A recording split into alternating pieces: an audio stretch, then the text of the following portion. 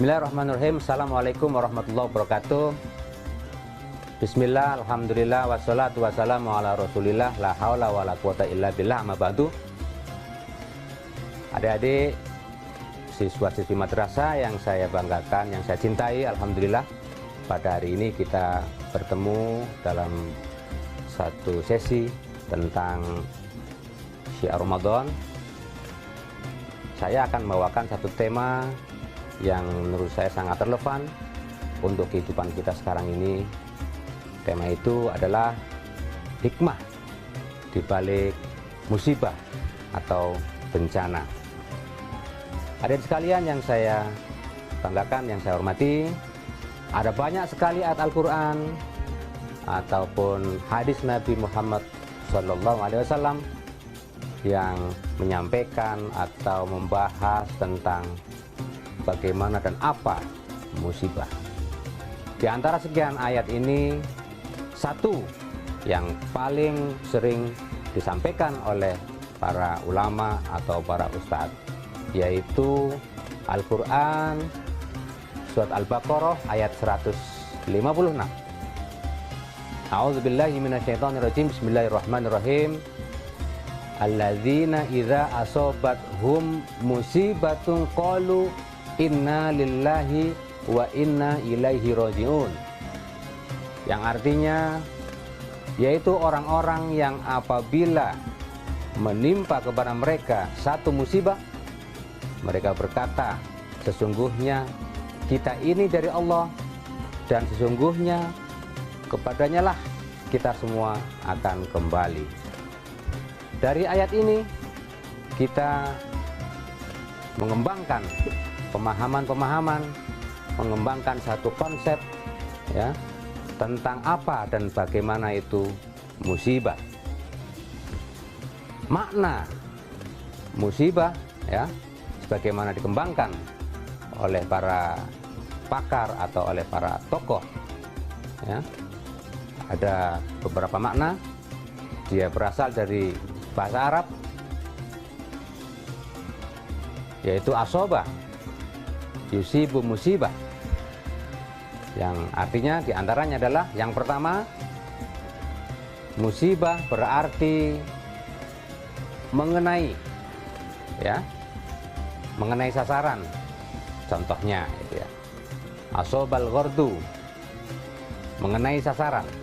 Nah, makna yang kedua adalah memperoleh atau mendapat, seperti asobat hun ni'mah, yang artinya memperoleh atau mendapatkan nikmat. Dan yang nomor tiga adalah mengambil, seperti asobah minal mal, mengambil sebagian harta. Nah, yang keempat adalah menimpa, seperti asobat hul musibah, yaitu musibah telah menimpanya. Ada sekalian yang saya hormati, yang saya banggakan, dalam konteks ini seorang ulama, dan banyak sekali ulama ya mengatakan bahwa asoba dalam konteks ini kaitan dengan musibah bisa digunakan ya baik untuk hal yang bersifat buruk atau negatif maupun untuk hal-hal yang bersifat baik atau yang positif.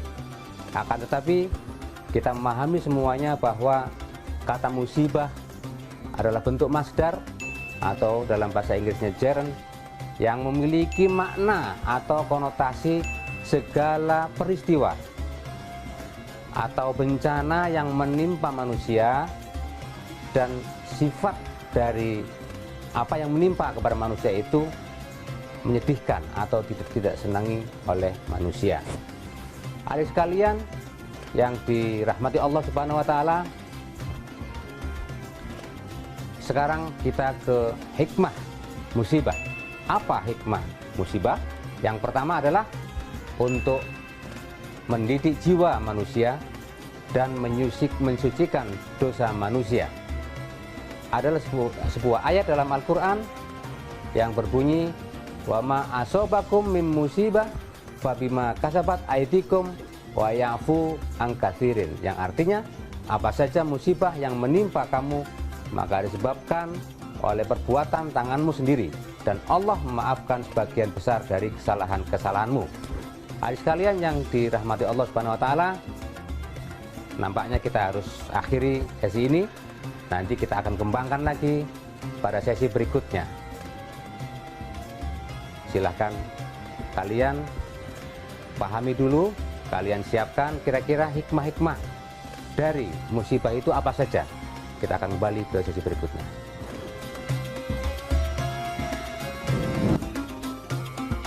Adik-adik sekalian yang saya banggakan, yang saya cintai, kembali lagi di sesi kedua tentang apa dan bagaimana hikmah musibah.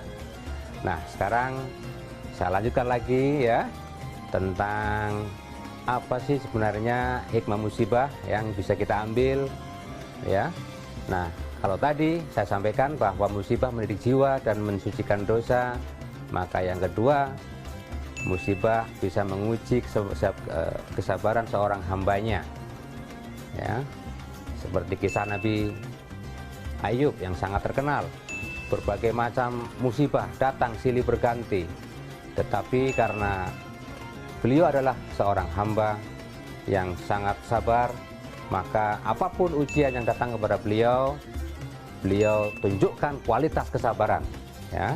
Dan ini harus jadikan sebagai pelajaran untuk kita semuanya, bahwa apapun musibah yang datang kepada kita, yang menghampiri kita harus sambut dengan sabar, karena kita harus yakin semuanya pasti akan berlalu atau berakhir.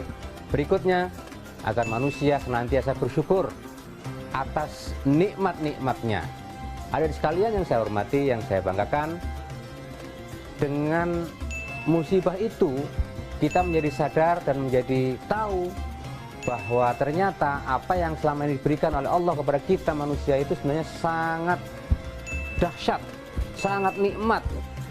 Tetapi coba setelah datang musibah kebanjiran, musibah gunung meletus, musibah apapun yang menimpa diri kita menjadi tahu bahwa memang ketika tidak ada musibah luar biasa nikmatnya. Oleh karena itu, dengan musibah yang datang kepada kita, adik-adik sekalian, kita harus ingat kembali akan nikmat-nikmat Allah yang diberikan kepada kita ya, supaya kita tidak kufur nikmat atau mengingkari nikmat Allah. Berikutnya adalah agar manusia senantiasa mendekatkan diri kepadanya atau senantiasa meningkatkan ketaatan kepadanya.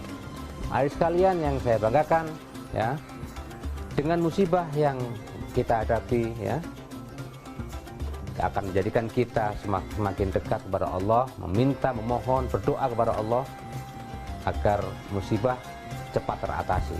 Yang terakhir, agar manusia tidak sombong atas kehebatan dan kelebihannya. Artinya apa? Di luar manusia masih ada kekuatan yang lebih dahsyat, yakni Allah Subhanahu wa taala. Adik sekalian yang saya banggakan, yang saya cintai, sekarang kita masuk kepada sesi hikmah pandemi COVID-19. Kira-kira apa ya hikmah yang ada di balik peristiwa ini? Coba Anda renungkan adik sekalian ya. Tapi kalau kita cermati ya, ada beberapa hikmah. Yang pertama, dengan adanya COVID-19 kita menjadi sadar bahwa selama ini adalah tangan-tangan kita sendiri yang merusak alam ya. Dengan adanya COVID-19 kita harus tahu bahwa kita tidak boleh mengeksploitasi, tidak boleh merusak alam dan seisinya hanya untuk memuaskan hasrat dan nafsu serakah manusia. Kita tahu, kita menduga bahwa konon coronavirus itu disebarkan melalui hewan, dan hewan itu kemudian dikonsumsi oleh manusia. Akibatnya seperti sekarang ini, dia menyebar kemana-mana. Yang awalnya hanya menyebar antar hewan, antar binatang, tapi begitu kita mengkonsumsi hewan tersebut, justru manusia yang tertular. Yang pertama. Yang kedua, dengan pandemi COVID-19 kita menjadi sadar sesadar-sadarnya bahwa ternyata menjaga hidup sehat dan menjaga hidup bersih itu sangat penting untuk kehidupan manusia. Jika selama ini kita hanya berkuar-kuar, kita hanya menyampaikan secara verbal kemana-mana, kita berpidato di mana-mana bahwa an-nadzafatu minal iman misalnya, bahwa kebersihan beras menjadi bagian dari iman, tetapi itu hanya sekedar slogan belaka. Kita sekarang ini menjadi sadar, ternyata dengan hidup bersih itu akan meningkatkan imunitas kita dan akan menjauhkan diri dari berbagai macam penyakit. Dan berikutnya, kita harus lebih waspada dan hati-hati dalam bertindak dan berperilaku. Ya, kita harus hati-hati supaya kita tidak sembrono di dalam kehidupan ini. Dan yang berikutnya adalah dengan COVID-19 kita insya Allah lebih dekat dengan keluarga inti. Kita beribadah di rumah, kita berinteraksi di rumah, kita guyon di rumah dan sebagainya. Dan yang terakhir, dengan COVID-19 ya, kita akan meningkatkan empati sosial, saling bergotong royong dan membantu dalam kebajikan. Adik sekalian saya hormati, demikian, senang bertemu dengan kalian semuanya, mudah-mudahan bermanfaat. Assalamualaikum warahmatullahi wabarakatuh.